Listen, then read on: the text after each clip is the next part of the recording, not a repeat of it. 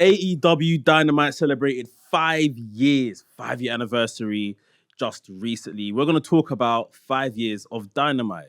Stay tuned. This is the WrestleManiac UK show.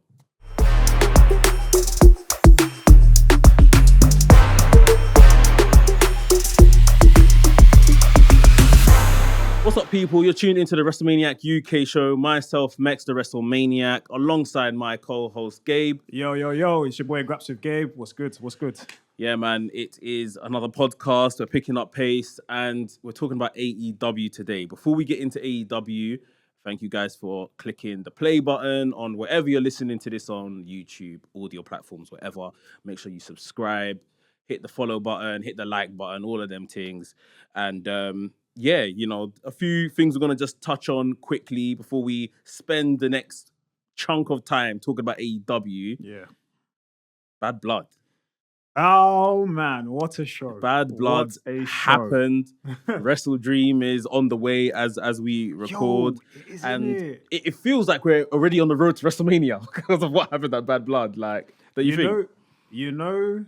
I actually forgot Wrestle Dream was this weekend. Yeah. Because Bad Blood has perplexed me, bruv. Yeah, man, great show. I see what you're saying. Like, for me, I feel like we got the layup to WrestleMania.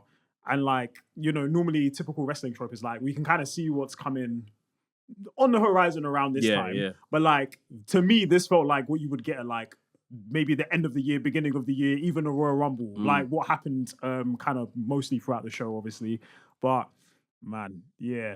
Bro. I can't lie, you lot's reaction on the live stream. It's crazy because like you read the dirt sheets and you take, okay, the Rock's in Georgia. Like, so you know it's potential. And then obviously they main evented, like, and that's solely why they main evented, in my opinion, because The Rock was returning. They had to, because that Hell in a Cell match was brilliant. I can't lie to you, Drew and Punk would have had a disservice if the tables were flipped. So them man opened the show and The Rock came out. No one would be able to focus on Drew, Punk. Yeah. All of those other matches would have got lost in the absolute dirt, like purely for the fact that it's The Rock alone. Do you get what I mean? But man, I mean, like even me, like I put a predictions video up on the day, and everyone, and I said already, I was like in the video, I was like, listen, bro, I was like, if Dwayne is not showing up in that main event, I'm going to feel robbed because Drew and Punk, and I've said it, like Drew and Punk should have been the main event. Yeah. Obviously now looking back, I understand why, and I'm cool with it. But everyone was like, yo, The Rock's in Atlanta. And I'm just like, we'll see. And then everyone, and I was like, listen, that football game bets are wrapped before the show finishes, boy. But yeah, nah, man, The Rock was amazing, man. Literally, when I was watching it from home, bruv, Roman's entrance, was it me or did it not actually feel more epic than most of them? Yeah, we haven't had it in a while as well. It's like the first time he's shown up, no bloodline around him, no championship, not even no Ulafala. This is the first time we've seen this version of Roman Reigns, like pause, stripped back basically, kind of in a sense, right? And like, but it was like, for me, I said it's the way the camera went in with the orchestra around him. Yeah. And he had that side stand and he just went and put the one up. Bro, I put the one up like I was in the crowd, bro. I did it like, not even without thought. I just went like this, bro. It was epic. Honestly, man, amazing, man. 2 bands, though, did seem a bit excessive, I can't lie. It's Roman Reigns. He came and linked Cody with 7 cars. I know, innit? Yeah. My man, yeah, man. That was a good show, though, man. Very good show, man. It was good stuff. And yeah, it's like we said, AEW, who are the pretenders to WWE's crown. 5 years in business. Happy birthday, AEW. Happy birthday. Yeah, happy birthday. We're gonna talk about the 5 years of Dynamite. I know some other generic AEW stuff will probably slip into the conversation, man, but obviously it's about Dynamite, which is like their flagship show. But before we do, you had a little game to play. Game Master is back in session. And in AEW trope, we have taken 5 this or that, but it's around AEW. Okay. So actually, let me ask you, should I go in with like a heavy one, or do you want to start? Go. You want to just like go for a little light jab? Come on, let's go. All right, cool. Let's start with the first one. Mm-hmm. If you could pick one person to stay in AEW, assiding circumstances, I feel like you probably know where I'm going with this. Between 2 people. Okay. Cody Rhodes or CM Punk? who would you pick to have stayed in AEW if the circumstances were different? I think I would pick Punk, you know. Really? Yeah, I think Okay, I'd pick fairs, Punk fairs. because I think I would have liked to see the tension with the elite stuff kind of maybe play out more and see if eventually they could do business, get to a point where they could do business and you could get like a Punk and an Omega match or, you know, some other stuff. But then in the regards of like, again, we're saying we're stripping back the circumstances as to why people departed. If we're stripping back the CM Punk circumstance, could we say that includes the whole situation from Brawl Out to Brawl In and all of that? Or are we just saying like, we're just going to say extenuate the circumstance of Brawl In, but everything Brawl Out post happened still? Yeah. Okay, cool. It all happened. Yeah. I mean, I think AEW should always be kind of hailed to have the accolade that they brought CM Punk back to wrestling. Like for a second, he said it, I think the other day on Raw as well. I don't buy for a second this, and then I came home, i.e. WWE. Allow it. Like, we know your deep feelings, and of course there could be growth. But I think CM Punk in AEW, I would have liked to see that. And even when they gave him Collision, it was a good show until it was, man. He was definitely cooking. For me, it was Cody. Okay. Purely because I had this idea in my head, and I think someone else did who was doing like booking on YouTube and stuff like that. I'm pretty sure my brain was like, so when Adam Page won the AEW World Championship, this is when Cody was in the peak of like the fans hated this man. Yeah. My head was like, you know, Double or Nothing 2022. CM Punk, it shouldn't have been, if Cody Rhodes was still there, it should have been Hangman Page versus Cody Rhodes for the AEW World title. But it should have been a thing of like, where Cody obviously gave his word, part of blurring that would have been like him going, yo, Page, man, what is, man? Like, bro, come on, man. Like, bust me a little title match, bro. Like, you know what I'm saying? Like, I might not even win. You might even win still. And then, you know, you can kind of play on the whole trope of the elite. And then at that moment in time, I would have had Cody turn heel. Because man would have been like, I'm using my boy to get the world title match I wanted. But then you're booking, you're changing the scenario. If we're looking at like literally where we were when they left. I would have kept, I still would have said Cody. Only because as well, I think even where he was at with the TNT title picture, where he drops that promo beforehand, if he'd stuck around, that promo, I think, could have led to so much more. Before he left AEW. That is true. So yeah, I would have picked Cody Rhodes. But no, I hear the CM Punk one as well. Yeah. Okay, next one. We're going to go with someone who has recently just signed with AEW versus a signing that could have happened. So let's just say, if we rewound time, you had the ability to pick one of these people. Who would you have signed? Would you have signed Mercedes or would you have signed Becky Lynch? Boy, I'm like, knowing what I know now. Say Becky, man. I would have signed Becky Lynch. I would have signed Becky Lynch because I just think that okay, put it this way, and this is, I guess, from one of these dirt sheets that are kind of not so trusted in industry, but they are reporting already at this point, which is unfair because it hasn't even been a year, but they are reporting already that the Mercedes deal financially does not make sense for AEW. Really? Yeah. Like, maybe in terms of what it's recouped so far or this, that, or the other. In terms of what they've put in. The financial outlay. The income is not coming back. The income is not coming. Like, it's the financial outlay doesn't make sense for how much they're paying her and what they've gained back so far or gained in popularity or whatever. Nothing is adding up right now. Yeah, that makes sense. Like I said, that is from like a source that isn't like so reputable. So make with that what you will. Okay. But yeah, people will look at this in a year's time, and I think Becky Lynch or Rebecca Quinn, as she probably would have been, Rebecca Lopez maybe, whoever she wanted to answer. She probably would have done what they thought Mercedes was going to do. Yeah, 100%. No, and I agree with you, bro. I think for me, it's like a thing of, as much as Mercedes, Sasha, as we want to call her, all the things she accomplished in WWE, I generally still think there probably was more for her to have accomplished. Yeah. I think there was so many more talent that she had the ability to work with. Whereas with Becky, I think she's reached that ceiling. And even if you look at, like, if you want to compare timings, at the time that Mercedes debuted in AEW, Becky was getting ready to go into the world title match with Rhea. Mm-hmm. And if you think about that, in that time frame, nothing really much happened for Becky apart from they gave her the title because Rhea had gotten injured, right? Yeah. So the reality is I'm like, if Becky had gone, Rebecca had gone, like, bruv, we could have been eating right now. I can't even lie to you. Like, and bear in mind as well, as much as, you know, Mercedes' presentation is about money and all these different kinds of things, I feel like it's one of them ones where the gimmick is speaking more than what the individual's bringing. 100%. Because I feel like Rebecca would bring money, bruv. Yeah. And I think even just through presentation, WWE could make her look better on 100%. screen, more like a CEO, more like she's got more money than what AEW are currently doing That's what anyway. I'm saying. I think Becky Lynch was more still in the wrestling scene as well. Obviously, Mercedes took a while out. Yeah. And maybe there's been some ring rust and some, you know, kind of unfamiliarities with her return and stuff like that. But I think Becky would have been the one. And there's a part of me, that thinks Mercedes needs Bayley.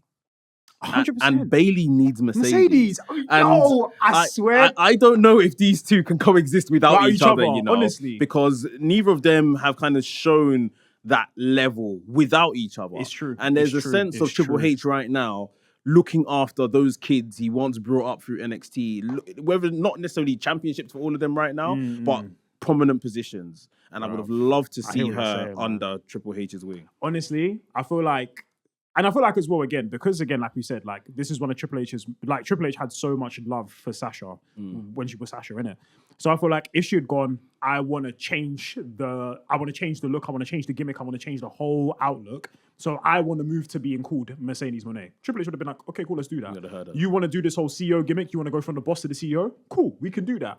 You want to have more of an entourage, blah, blah, blah, blah, blah. Like we can accommodate all of that. Do you get what I'm trying to say? Like, Triple H would have done that for her. And even if you think about it, some of Sasha's presentation at NXT is very reminiscent of what the character is now. She used to put that time, what was it, NXT Takeover, where she pulled up in a blacked out car with security letting her out. That's what a CEO would do. Do you know what I'm trying to say? So I'm with you, bro. I would have gone for Becky to actually have signed rather than Mercedes. Yeah. Okay, third one. If we're going by the fantasy scenario that one day AEW and WWE would ever have some kind of like coalition and they would have a show together or whatever. This is less of, I guess, an AEW this or that, but kind of. Who would you want to fire the first shot? Should it be AEW invades WWE or WWE invades AEW?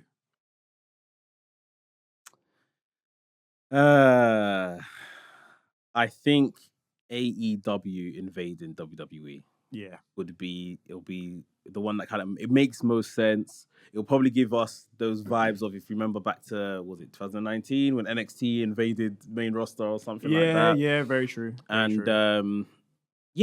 just feel like, as not in a derogatory way before the world goes mad, but like as like the younger brother, you want to start the beef sort of thing, innit? You want to prove yourself, you want to step up. So it's also something to be said for the fact that if we're also just looking at this as well, like the Elite spent a lot of time firing shots at WWE, whether they were like, you know, intentionally done to stir up something, or they were just doing it for playful jabs. It's kind of like, because they kind of started doing it, you kind of then have to kind of back it up. So if the door was then open, it's like, no, you've now got to come and prove like everything you've been saying. You know, you've kind of got to come prove it to us now. And again, like you said, it's not like the big bro, little bro thing. But I guess the reality is that for WWE, if they went invading AEW, it's like WWE basically going, as much as we've tried to neglect them for the last 5 years, they actually are our competition. Whereas AEW have been a lot more like, no, we recognize there is competition out there. Do you know what I'm trying to say? So right. I feel like I'm with you. It's got to be AEW, you got to fire the first shot, man. Yeah. Tony Khan, I don't know where your books are, but if you can find me a book and you can get your pen, make it happen, bro. Tony and these books. All right, next one. If you had to pick the next pillar of AEW to be a world champion, between the two people I'm going to give you, who would you pick? Darby Allin or Jack Perry? Oh, Darby Allin. Yes. I think right now the ball is very firmly in his court. 100%. They know that they're doing stuff with him on TV to kind of push him to that upper echelon sort of thing. Jack Perry has pretty much just found this character, and it's Yeah. working for him. So just let him marinate a bit more in it before making a step Question up. on his character. Do you think the scapegoat gimmick will work for him even if he was to part ways with the Elite? Yeah, I think so. Because I mean, when it started, he wasn't banded with the Elite. That's true. In That's true. Japan, sort of thing. And granted, it wasn't as strong until he kind of met up with these lot. Yeah. But yeah, I just think he's found himself now. Do you remember when he first turned heel and he was like some Hollywood kind of star? And he had like, the Beethoven music. Yeah, like it was just not matching sort of thing. Like it got better gradually. Like the first week was rough, but then it got better gradually. But he hadn't found himself That yet. promo he cut where he was like, "Yeah, man, you know, I'm making money. I'm banging the hottest woman in this thing." Like, I was give it a rest, man. Bro, This ain't the 80s, bro. Like, allow it, give man. it a rest. Yeah, but I hear it. Yeah, he's definitely found himself as a heel now. In some ways, CM Punk did him a favor. Yeah, the scenario did him a brawling favor. scenario is what has led to the scapegoat gimmick. So I can't lie, CM Punk duppying him actually low-key did him a favor, bro. It done him a favor. Yeah, Darby Allin, I agree with though, 100%. All right, last question. We're gonna go into fantasy booking if we will. All right. If we could go back in time and let's say like people from back in the day could wrestle the same way they were back in the day, which group would you choose to have potentially become involved with AEW in any way, shape, or form? Okay. But let's say invaded. Mm-hmm. NWO or D-Generation X? I think NWO. NWO, okay. I mean, I think NWO because of the impact that they made. Yeah. That impact was untouched. Like, it was mad. Like, because them times as well, man, them didn't know whether this was real or fake. It's true, innit? Yeah, man, back didn't know, like, kayfabe was Hulk Hogan turned heel. What? Yeah. Like, and it's like, did WWF really send these guys, or you know, is what is this sort of thing? Like, so because of the impact, NWO, but when you say DX, I'm just thinking about the matches in AEW. Shawn Michaels. Do you know what do you know what I think in my head with both of them? Yeah, is NWO would be, you know, All Out 2021 when Kenny Omega cut the promo and he's like, goodbye, mwah, and good night, and you just hear the literally I can't lie, end. I would go ballistic, bro. I would go ballistic, bro. But in the same breath, imagine the WCW clip that D-Generation X did where they were like invading. So imagine like there's a promo ending the show and then they just cut to the camera outside and you just see a tank pulling into the arena and out of it comes flipping X-Pac, Triple H and Shawn Michaels. Like, I can't lie to you. Both would absolutely cook. But for me, I think NWO would be the better one. It's literally for DX. I'm just thinking like, even X-Pac, the matches X-Pac could have, the matches Shawn Michaels could have. Listen, AEW, prime Shawn Michaels versus Kenny Omega. Run me that match, bro. Run me that match, man. Stupid. So, honestly. Yeah, it's NWO. Triple H and Hangman Page would actually be a very good match. I'll trust Triple H to bleed in AEW. Like, that's for sure. Would he run the blades? 100%. 100%. All right, man. That's our game of this or that. Nice. Okay, let's get into the best of AEW Dynamite. Now, 2019, when this show started, and what was your initial feelings? Like, obviously, maybe someone had watched WWE, maybe some other products here or there as well. And now in your adulthood, this new one has come along. You've obviously got a better understanding of the business. How did you feel like when Dynamite kind of began? Were you willing to give it a chance? Because I know a lot of people 100%, were standoffish. Because again, like for me, I'm not like the one size fits me kind of wrestling person. So like while I predominantly watch a lot of, you know, WWE because that's what I grew up with, I watch WWE more because, again, I kind of get nostalgic feelings here and there. So that's kind of my big draw to WWE. And then again, you know, it's the mainstream product. There's a lot of names I'm familiar with, so fair enough. But when I started finding out about independent wrestling, I started finding out about like, you know, like a New Japan, started watching more of like a Ring of Honor. And then now we've got places like DPW and all these kinds of places, right? As I've kind of progressed and watched all different kinds of wrestling, I've just naturally come to appreciate it because now I don't watch it with nostalgic lenses. I just have to watch the product for what I'm getting given. So then when AEW was announced now, and obviously I was following what the Elite were doing through like being the Elite, when they were in New Japan, when they were in the Ring of Honor, I was following what they were doing. When Dynamite got announced, I was like, okay, it's like cool. They're really going for it. And again, for me, it was like I never looked at it as someone's coming to take WWE away from me. It wasn't like that, bro. Like I looked at it and was like, this is the first set of competition we're getting in this wrestling industry since 2000. Like, and even then, the competition wasn't even glaring at that point in time, right? WWF were miles ahead of WCW. So for me, I was very much willing to give it a chance. Now, do I remember the first episode of AEW Dynamite through and through? No. I remember Cody Rhodes and Sammy Guevara was the first ever match that happened. Yeah.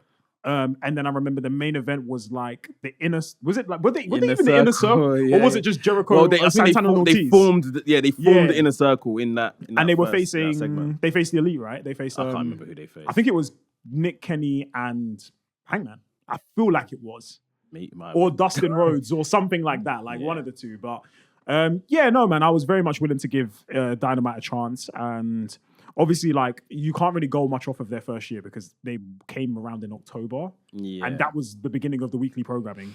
So yeah, like it was a bit of a tough one to judge. But for me, when I watched that first show, I was like, cool, they're finding their feet, and they're gonna find it, and in some ways, they still are. So I thought when they were forming and stuff, I thought, no, this is gonna be great. Like, because I was very much into New Japan them times. I was watching it religiously, sort of thing. So when my favorites on New Japan are now coming to America, forming a company, I said, no, this is it's long for New Japan now. Like, it's very, like, it's proven that's the case. Like, even some of their, stewards and stalwarts, and the guys that are associated heavily with New Japan have found their way to AEW. So exactly. Yeah, I think it's I was so happy that it was happening, sort of thing. And I thought, okay, let's see, because at the time WWE like main product wasn't the best, sort of thing. Yeah. So I thought I was into like NXT heavy, and then I was into New Japan. And then I said AEW are coming along. This is gonna be like American New Japan. So yeah, this is gonna be good. And then you mentioned obviously some of the things that happened on that first initial episode. What are your like other favorite memories of Dynamite just over the 5 years? Over the 5 years, man, there's quite a few. One that I will always remember is the Casino Battle Royale where Hangman Page came back. And when he was like, I think it was when he was about to fight Kenny Omega for the world title, when he won the chip. Yeah. Because I remember like the pop he got was phenomenal. Electric. But even, do you know what? Yeah, actually, tell a lie. That whole phase of like when the Dark Order were bigging up Page to go back, because I remember it was like, was a tie. I can't lie to you, bro. Do you know what's mad? Yeah, we sat in our heads and was all like, bro, Dark Order, Hangman Page, and the Elite is crazy, bro. And it was clear it was doing so well in terms of storyline. That's one thing I remember. Who obviously doesn't remember some of Chris Jericho's infamous segments. Some of them good, some of them bad. Learning Tree. I'm learning to like it now because it's ridiculously like it's just Jericho stupid. Taking the piss. Yeah. But I can't lie. At first, I was like, yo, lock it off, bruv. Lock it off. Man has a whole segment called TV Time. I know. When Kenny Omega came back from injury, for the trios tournament that they were doing, is a good moment. And that's not Dynamite. I was gonna say CM Punk returning, but that's Rampage. It was Rampage. What about you? Kenny Omega winning the title at Winter is Coming. That was on Dynamite, wasn't it? Yeah, it was on Dynamite. And they ran away, and they like, Kenny, where are you running? And he's going, you're gonna have to watch Impact. Wait, what? So yeah, that was something like, and that, to be honest, that whole character, it got rough at times. That was in the middle of the pandemic as well. Then when the crowds came back, when he was doing Belt Collector and all of that stuff, I feel like this is brilliant. Like, you've just reminded me as well of obviously rest in peace Brody Lee when he was when he got introduced as the exalted one. Yeah. So at first when they brought in the Dark Order, I remember everyone was like, because I think the first time they introduced the Dark Order, I can't like flopped. I think it was because they didn't know who was going to be the leader, right? Sort of thing. But man, that dog collar match he had with Cody, epic. And it's like, and again, that's one of those matches that proves to show like you didn't need this like long match to tell a story. I think it was like not even longer than like 10 or 15 minutes. It was like a designer squash. The squash happened first to Cody, and then the dog collar match. That was like an actual That was like a TNT. match. That was a innit? TNT title match. Yeah, if I remember correctly, yeah. And man, I remember, man, when Brody squashed Cody though, I was like, yo, they have put stocks in this man. Yeah. Honestly, It was a fantastic 6-month run before, unfortunately, he tragically passed. Man. Honestly, man. Honestly. But yeah, from start to finish, they just nailed everything they done with Brody. Yeah. Brody. Cody's promo before he left. I actually rewatched that back about a month ago. Yeah. And when you watch it now, with like the sentiment of who Cody Rhodes is now in WWE, right? And you look back, and I'm just like, the man is actually very different now. He's a very different individual. But that promo at the time, he was tired. What he was, he knackered, was like, have you man forgotten who I actually am in this whole scenario? Yeah. Did he say in that promo like, I'm not gonna turn heel? Yeah, so he said to you, he said like, oh, like I'm not gonna turn heel because at the end of the day, like I've done this for you guys and you guys cheered me. I'm not just gonna drop the ball now because basically you lot don't know what you have. But in a sense, I think he was also trying to say I'm not gonna turn heel because guess what? Come next week, I'm good anyways. So what does it matter? It don't matter. What does it matter? It don't matter. The next time you're gonna see me is at WrestleMania. WrestleMania against Seth Rollins.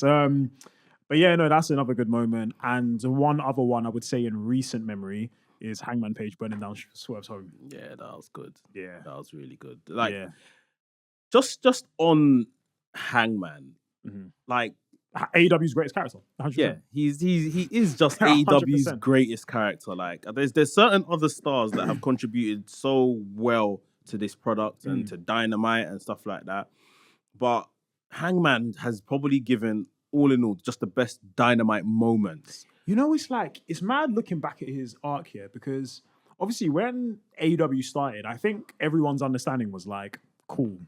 So Bucks will probably be tag champs. And then between Cody and Kenny, one of them will probably be world champ. And then I remember that first press conference they did where Hangman Page came out and said, basically like, all my friends are doing this. So basically the ceiling for me is like, I want to be world champion. And everyone was like, right, okay, cool. Hangman Page is a world champion. Like, cool, let's see where we go. And obviously, like when they had All Out and it was Jericho and Page, a lot of people at first were like, why did Page not win? But again, when you now look at the arc we've gone on of like we've watched Happy Hangman, Sad Hangman, Anxious Hangman, Confident Hangman. Now again, Angry Hangman. It's like what's them little books, Mr. Men?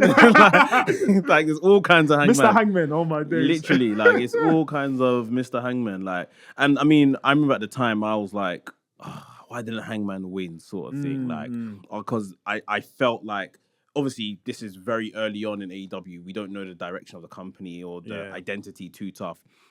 And they put the title in Chris Jericho, and it's just like, is this gonna be like TNA? I think everyone, because I think everyone's feelings at the time was like, oh, are they just relying on a bigger name? Which is what they were doing. Which is what they were doing, but and it was smart to do as well. Exactly, because it's like in hindsight, if we had gotten an early Hangman Page as AEW World Champ, I think the ability to like stay paying attention to his story just wouldn't have been the same. Yeah. So yeah, they're giving him everything basically from day one. 100%. So yeah, Chris Jericho is like a heel ruler for a minute. Yeah, makes sense. Here's a question. So Hangman is their greatest male character. Who would you say is AEW's greatest female character? I would have said at a time it was Britt Baker. Britt Baker. Yeah. I'm not so sure anymore. Even at the time of recording, Britt Baker was meant to have a number one contenders match with Willow, and then she said that she was sick. Yeah, I don't buy it. Yeah, personally, I just feel there's so much. The way TK like, was talking on that video, man, you know, I mean, I don't believe none of that. But anyways, I just feel there's so much going on with this guy was screaming at an iPhone 14, bro. I can't lie. You don't see him. It's like, we got title Tuesday. Like that's TK for you, innit? I know, innit? Yeah, Britt Baker, I would say, even with the acquisition of Mercedes as of recent, I would say she's really ascended to like that kind of character level that Britt Baker was giving us once upon a time. I would give 3 potential contenders here. In terms of, I would say, maybe not like, again, a definitive arc like we're seeing with Hangman, but definitely 3 great stories. Jamie Hayter, Willow Nightingale, and Chris Statlander. I say Chris probably above all of them because when Chris started, okay. Chris was what I like to call like, you know, like the girl in your class that like kind of like sits by themselves, doesn't really like talk too much. And then, you know, like now she's become this, like, she's like, not, I wouldn't say she's a star, but she's on her way to becoming one, 100%. And I think we've watched Chris Statlander we've watched her evolve into this character that's not leaning on like, you know, this alternative kind of gimmick, but very much her own confidence, her personality, and it's reflecting in her in-ring work as well because it's improved so much over the years. I would say Chris Statlander's career in AEW basically started halfway through last year.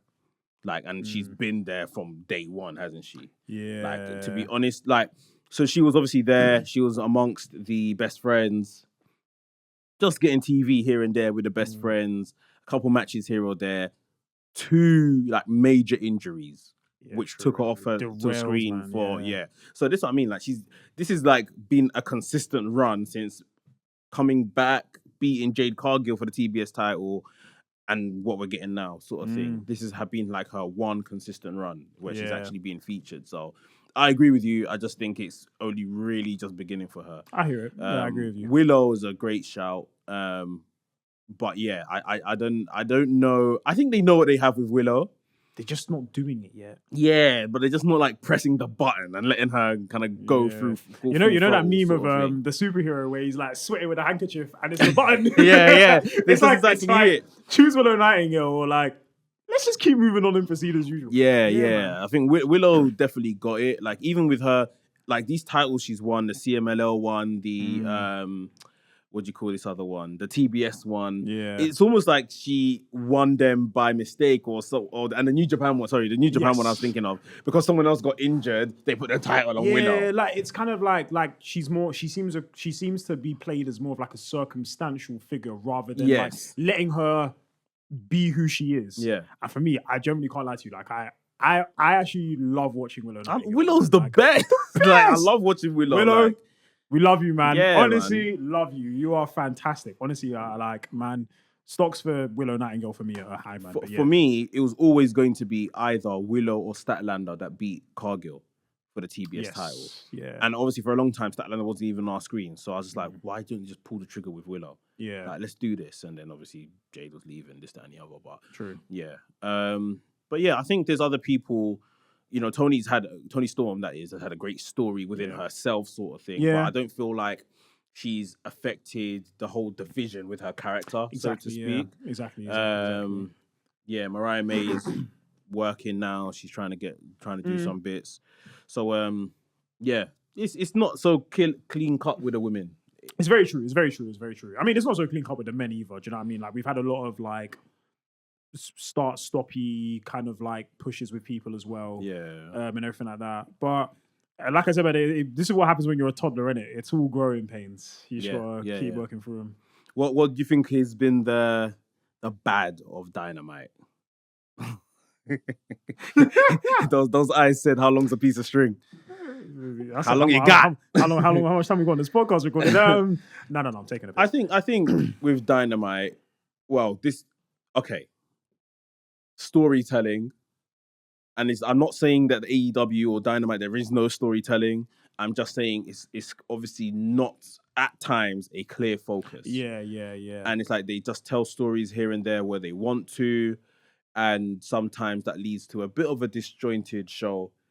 The match will bang though, which is what I hear. The match will bang tax. It got AEW out of jail for years, bro. It continues to. Like, we're just mentioning Wrestle Dream that is happening this weekend as we record, and it's like Wrestle Dream is pretty much relying on the name of Dream and just sticking together dream matches and dream scenarios, and the build hasn't been great, but the pay-per-view will bang because they know how to have matches. Again, though, I think this is a thing of I wouldn't say this is a Dynamite critique. I would say this is a planning schedule critique. Is that they've put a lot of big shows next to each other. So think about it. We had All In, then you go All Out 2 weeks later, then you got Grand Slam, and then you got Wrestle Dream. Grand Slam is no longer a big show. It's not a big show, but I guess like if you think about it like this. AEW made a bit of a big deal back in the day of like when a was a big show then. when a show had a name to it, Yeah, like yeah. AEW Dynamite, Grand Slam, Yeah, yeah. Beach Break, whatever the case may be, we knew we were in for like a very important show. Yeah. So for me, it's like that's where I feel like they sometimes burden too much in this summer to autumn periods.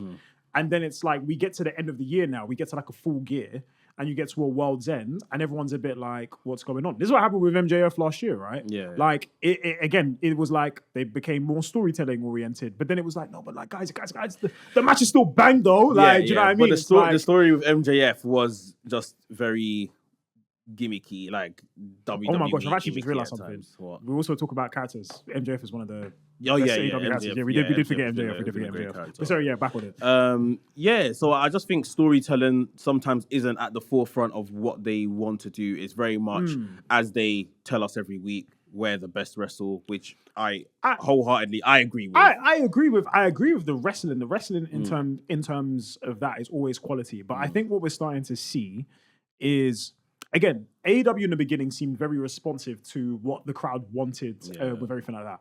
You guys want someone to come in? We're going to bring him in. You guys want these two people to clash? We're going to make them clash. Yeah. Now it seems more like, it's like they're going, yes, this is where the best wrestle. But I feel like we are at a point where 5 years in, people are going to look to you of like, cool, you can tell me all you want. If I had never watched AEW in these 5 years and I just started watching today, I will say to you, okay, cool, show me where's the place to watch, right? And you'll say, you can watch this match, you can watch this match, you can watch this match, you can watch this match. But naturally, I'm going to ask you, this match was great.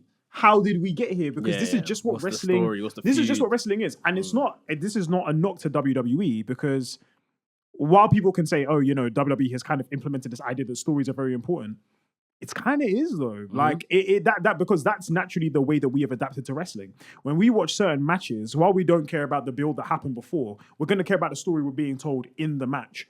If it's someone targeted a particular part of your body and they're working on that part of the body and that's the story, that's a story. It's not just about the wrestling. The wrestling is executed, but yes, the story still kind of plays a part into that. So I think it's about them trying to find this balance. And again, AEW are good at telling stories and they're good at wrestling. They just need to find a middle ground where it's balanced pretty perfectly, or as perfect as it can be, because nothing is perfect. But that's one thing that I would like to see. And I think in some cases they've been in a rush to just give us matches. So yeah, just take your time with stories. I completely forgot that Will Ospreay and Swerve fought Forbidden Door. Forbidden Door. They fought a Forbidden Door this year. Oh yeah. Do you see what I'm saying? Yeah.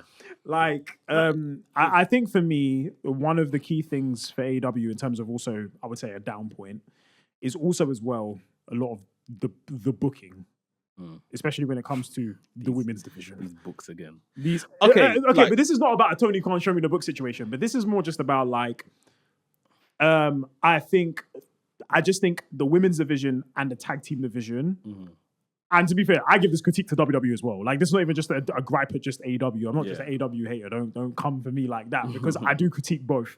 But at the end of the day, for me, those are the two divisions that it always seems like they have this like snowball effect where it starts to pick up a lot and then it says kaput. Yeah. Because they just lead to this moment they want to get to without often thinking about, what's next? If we're trying to get here, where's the curve that's going to meet them now when they're getting here? Do you get what I'm trying to say? Yeah, I think you're bang on there. I would actually argue that currently the women's division is better than the tag division, just in terms of how it's booked and stuff like that. And I mean, I say better. The bar was in hell, like literally, like it went up one. What was it like the seven signs of hell, whatever? It's just gone up to 6. Yeah, but I think in 2024, especially early 2024, they've done a lot of good stuff. Obviously, bringing in Mercedes helped to give a lot more TV time. I think that's what they thought they were getting when they brought in Saraya. Didn't really happen. Pan out that way. The Tony Storm, Mariah May story is the greatest women's division story they have 100%. Ever told. 100%. 100%. From start to finish, completely makes sense. Right outcomes all over the board. So they've done a lot of good stuff. And the tag division has literally went in the other direction. Sort of thing. And this is a company that basically said, I'm sure they said it in that Jacksonville pep rally that they had They before the literally thing. said, yeah, They like said the this is tag going to be division is gonna tag be division the is going to best be the tag best. division Yeah, ever. yeah. So much so that obviously we can see now that looks like the likes of free agents in Motor City Machine Gun, one of the greatest tag teams ever, will not be turning up at where should have been the home of tag team wrestling. Yep. So Obviously, so when this comes out, Wrestle Dream would have happened. yeah. So, Tony, all I'm going to say is this year, if you care about your tag team division, this Saturday, in the tag team match, Private Party are going to win. If you care, Private Party need to win the AEW Tag Team Championships. I promise you now, if you don't do it, I'm never going to believe you. I'm sorry. It's even a bit of long-term storytelling because Private Party, I think on the second episode of Dynamite, beat the Bucks. Yeah. In that tag team tournament, the first round or whatever They it was. They did. They beat the Bucks. So apparently this is their first ever yeah. pay-per-view match. I nearly said PLE, my bad. But this is their first ever pay-per-view match. Yeah, and it's in mad. fact, that is bozonkas. It is. However, Mark Quinn. He's had an unfortunate run with injuries, isn't it? Injuries. I think this guy's died and come back. Like that's how gone he's been at times. Yeah, man, I do hear it. That could be, not kind of negating and putting it all on AEW, but that could be Private Party's biggest issue. I think so. That they can't stay fit. But I will say they've put the work in the time that Mark Quinn's been back. Isaiah Cassidy has been cutting some promos recently. Mark Quinn's a good promo. And he's a good promo as well, yeah. It's just Isaiah's one. I think like that one he cut on Mox a few weeks ago. Yeah. I was like, bruv, I believe this man actually wanted to go to a war with this man, for real. But yeah, man. I do think some of these younger teams they're getting hungry. Yeah. Like they're getting hungry and it's just like Top Flight, all of them. Like it's just like Top Flight doing good. There's that one that everyone's talking about, I think, in Ring of Honor. There's one that everyone keeps talking about. Who, Outrunners? That's the one. Okay, yeah. With the old gimmick. Yes. With the old-timey gimmick. Yeah, like they've got the teams. And yeah, I just feel like what NXT now is doing such good stuff. Some of these younger, like we just seen with Daniel Garcia, it looks like he's kind of committed to staying at AEW, which is good. I thought that was always the right decision for him, sort of thing. Because I felt like I would have loved to see him in NXT. Don't get me wrong, but like I felt like he was waiting for he was on the cusp. He was always on the cusp. Part of me in my head was just like Trick is gonna be doing an NXT PLE. We're gonna hear whoop that Trick, and then we're gonna get some drill beat, and you're gonna see Daniel Garcia. I would have lost my head. I would have lost my head.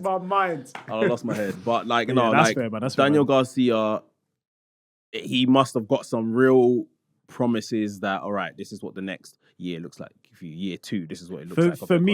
For me, he should be the next TNT champion. Who's TNT champion? Jack Perry. Jack Perry. Yeah, very possible. To be fair, like him and Daniel Garcia is not a feud that needs long to happen. They just need to be in and even then, like they've actually technically kind of given them the pathway because when Daniel Garcia finished that segment, he was going backstage and he was like kind of like getting like dapped by a few people, and Shibata was one of them. Yeah, and Shibata is obviously facing Jack Perry this Saturday at Wrestle Dream for the TNT title. So I feel like maybe now they've literally kind of gone. The layup is potentially there. You're right, but probably the biggest issue out of all of this is that in 5 years he probably should have been TNT champion already.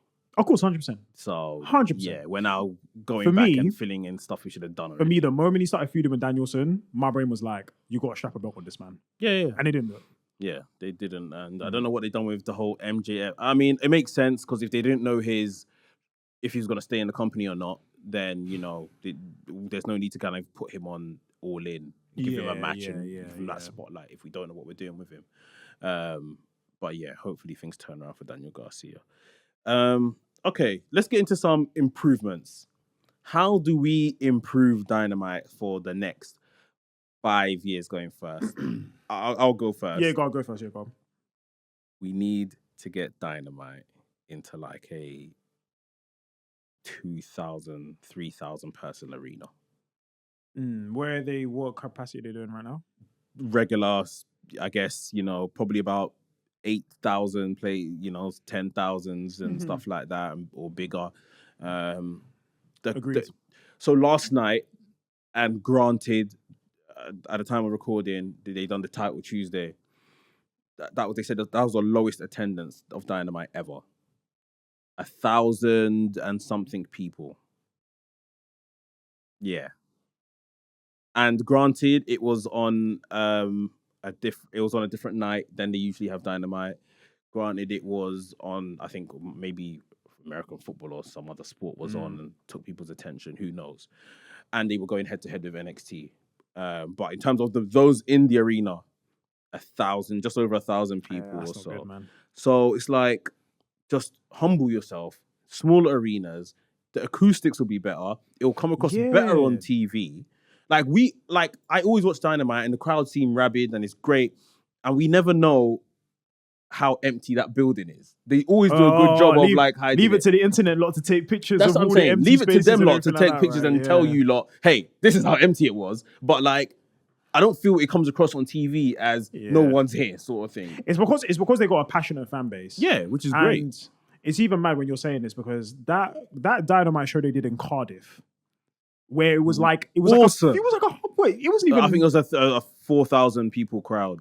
Bro, that crowd was electric. Yeah. And maybe it's, again, we talk a lot about international crowds always kind of tend to maybe bring a bit more to the table because we don't get it often. But even then, it's like, you even look like, again, like I said, AEW has got a passionate fan base. You've got those small people in there. They're gonna give you, what you want. Do you know what I'm trying to say? You want a reaction from them, they're gonna give it to you. Do you know what I'm trying to say? This is how AEW's fan base have been. And again, AEW, for the most part, don't play stupid.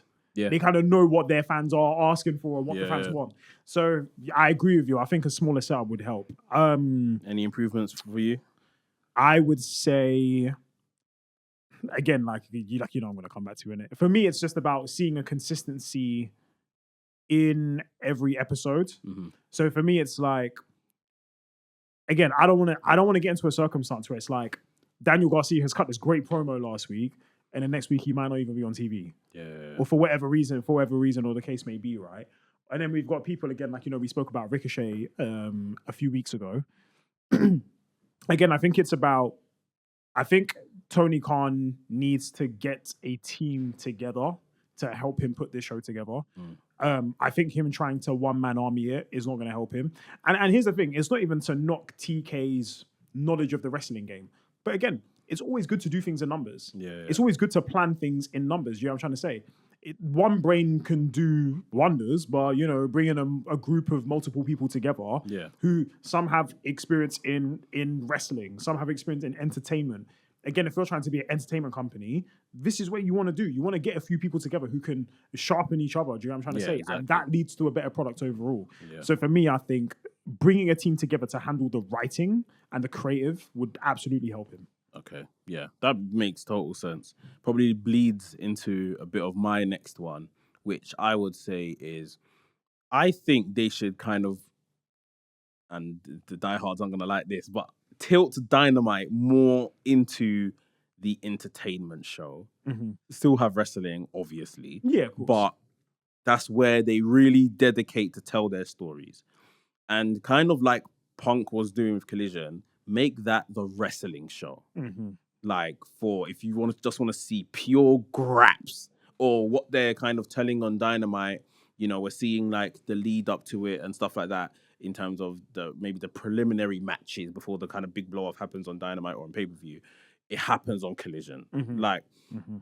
I think Dynamite needs to almost come across like Raw. I get what you're whereas saying. Collision is the SmackDown or whatever the case is. I agree as well. I think because Dynamite is a flagship show, and obviously now, and another thing, congratulations to AEW because now they're all going to be on the Max as well. They've got a streaming deal, which is really good. It's actually mad to think as well that we live in an era where next year there's going to be the two wrestling companies are going to be on two different streaming services. You know how crazy that is? It's not wrestling's doing well. Bro, listen, this is again. Sorry, just to go back to what we were saying earlier on about when AEW was announced. Was I happy for it? Again, my thing was the business is probably going to get a lot better because of this. Because again, we've got competition in the game. Yeah. Now we've got a reason for companies to try harder, to work harder. We've got a reason for wrestlers to work harder. And we've got a reason for wrestlers to go, hey, you know what? I know I'm getting paid this much, but guess what? I could probably get my money up if I did this. Yeah. I went there. Do you get what I'm trying to say? So where we're at that pace now, where they're going to streaming, with streaming, you naturally aren't. Most people on streaming services might not know about the product, and if some people do, they might be lapsed wrestling fans. It's not a bad thing to dip into the entertainment because then now you got the chance to attract them. Yeah. And then for people who have never watched wrestling before, for them it might even just be the entertainment value that actually ends up bringing them in. And then next thing you know, you've now developed more casual fans. Yeah. And casual fans, as much as they're not hardcore fans, casual fans can still go a long way in promoting a fan base and being a part of, again, building your numbers, building your brand, building the income that you want to see. That again, that HBO deal will then rocket up in numbers because again, it's going to show. Because the big key thing for AEW that I think is going to be a definitive factor is, while Max have taken them on, how much are they going to bring to Max? This is going to be a big thing that's going to be that's going to kind of come up at some point in time. They're the second, whether people want to hear it or not, they're the second wrestling company in the world, the second biggest. Sorry, and guys. They've just copped 180 million from this deal. Like, money is in this business. No, I was gonna say. Like, this is a good thing. It's a very good thing.